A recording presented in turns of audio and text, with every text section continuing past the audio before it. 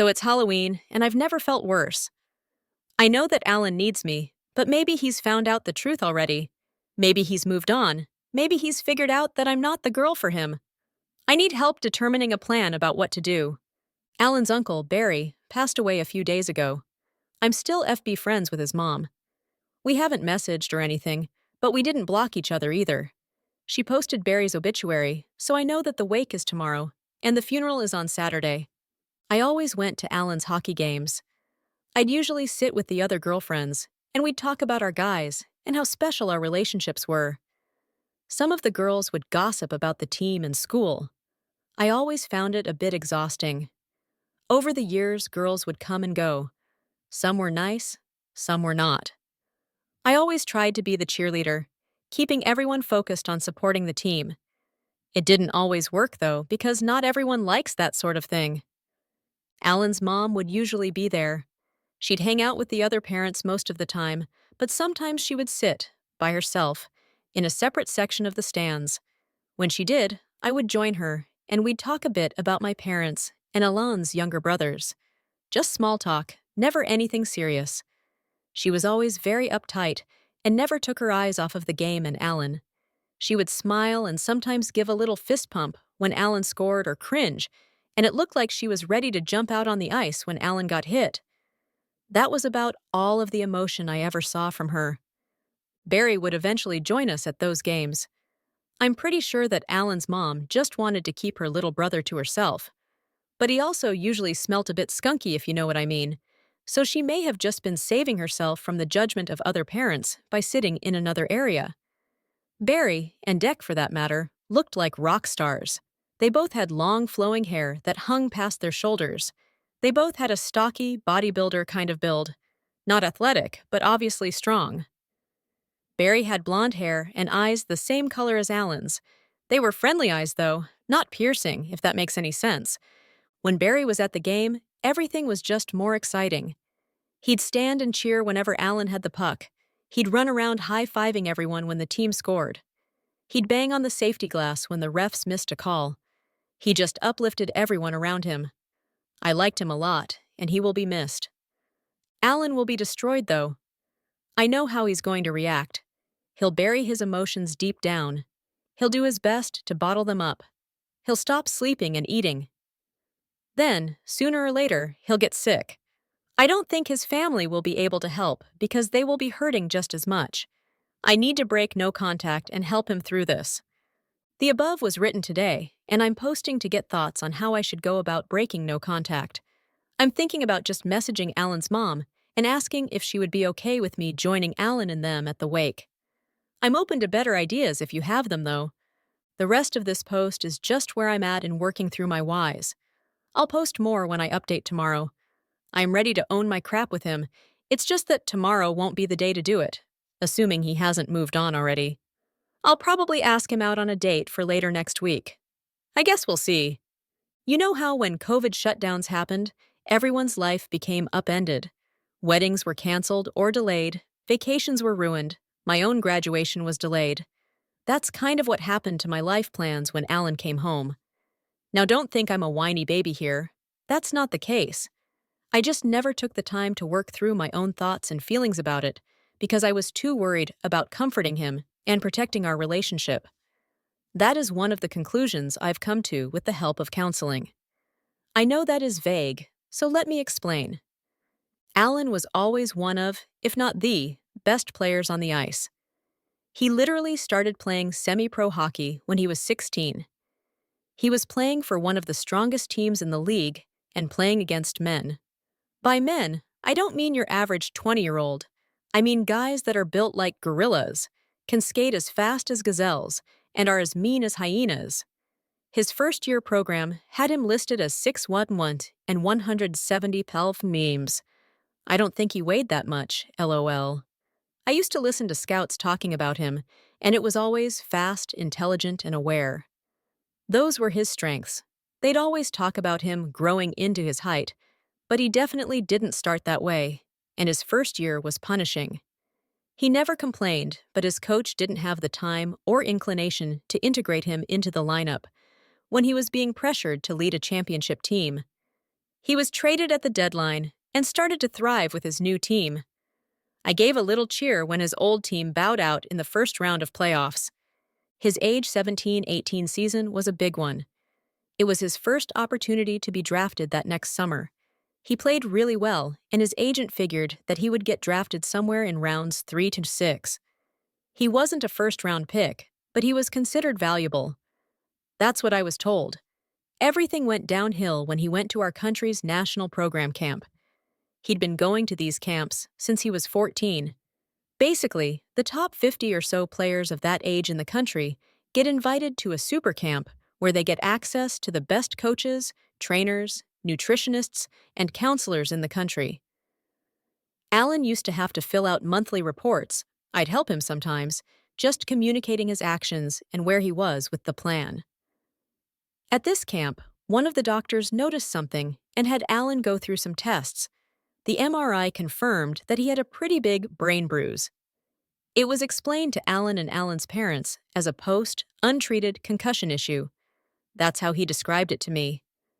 Everything went for shit from there. The national program had to announce that he was excluded due to a medical issue. That led to his agent having to disclose the issue to the professional league, and it resulted in him not being drafted that year. You want to see pain, kill someone's dream. That's how it felt at the time. I was there for him every step of the way. I held him, I comforted him, I encouraged him, and I supported him. I did everything I could to help him regain his confidence. It worked. We worked so hard that summer. We ran hills, we pushed weights, we pulled tires, and we climbed ropes. I've always been tiny, but I felt strong that summer. I had muscles. LOL. He went from a scrawny athletic guy to an action figure. His age, 18 to 19 season, was going to be the one. It wasn't, though.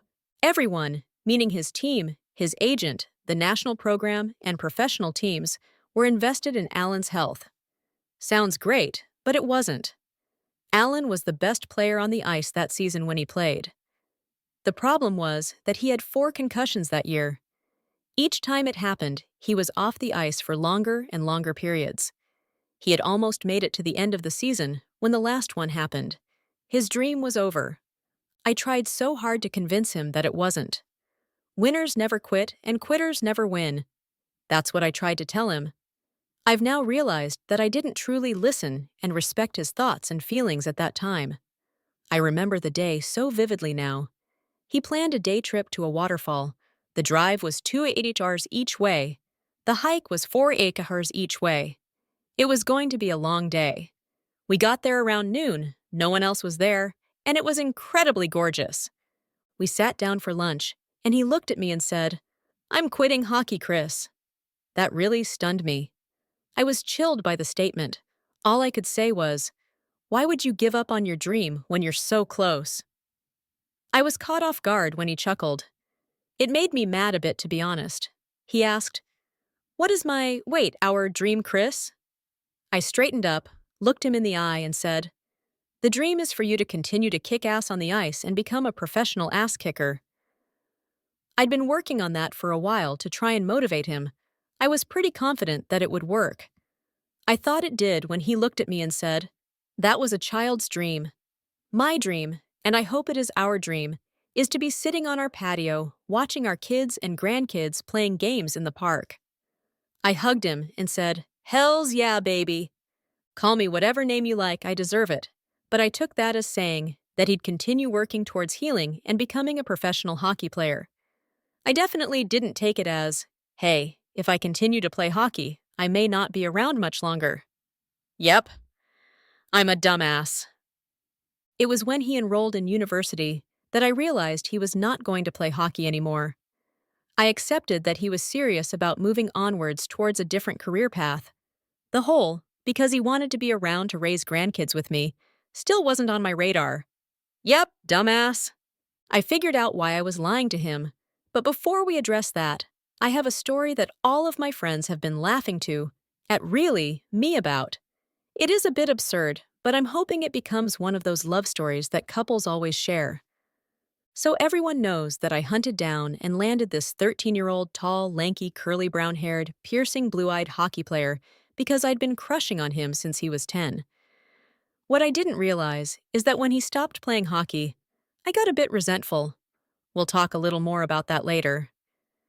Resentment and guilt are crazy to deal with. I don't know if I would have figured them out without counseling. Here's where it gets insane, though. I remember a day when I didn't know who he was. Didn't recognize him at all. 7 years together, no clue. Here's what happened. We were walking up a mountain towards a mountain lake. The plan was to stay there a couple nights and walk back. As we were walking up, there was a flat, open area, and it was a really hot day. I have pretty severe asthma that I've learned to deal with, but I tend to keep my head down until we get a little breather. I stopped for a sec and grabbed a drink of water. Alan must have taken his shirt off just before that. When I looked up, I didn't see Alan at all. Maybe it was the higher altitude. Maybe it was the asthma. But I started panicking, wondering what happened to Alan and who TF was the stranger in front of me. He looked like Liam Hemsworth. Like, seriously. I just stayed still looking around for my man. Where was my lanky boy? It was dreamlike when he stopped, stared at me, and then walked back to me. I would have ran away, but my legs were buckled. Thank God they were, because I realized that it was my man the moment I finally saw his eyes. I was a horny mess for a while after that. He doesn't know this, but I'll fill him in. Somehow, maybe. IDFK. At the end of the day, I had prepared myself to be a hockey wife. I decided that hockey players were superior. I picked out a guy that reminded me of a powerful vampire. I latched onto him because my parents approved of the relationship, even though they wouldn't have if they knew the truth, and encouraged him to become the man of my dreams. As crazy as it sounds, if you look at my story, it's the truth. It doesn't mean that I don't love the guy with all my being, because I fin do. I lied to Alan because I had created this perfect wife image where professional hockey players have these perfect families where everyone laughs and smiles and plays, and I honestly lost myself along the way. I sit here today and I don't have a real friend that Alan didn't introduce me to. I look back on my posts and can't remember a moment when I didn't think about him and only thought about myself. I love him, but I needed to figure this out.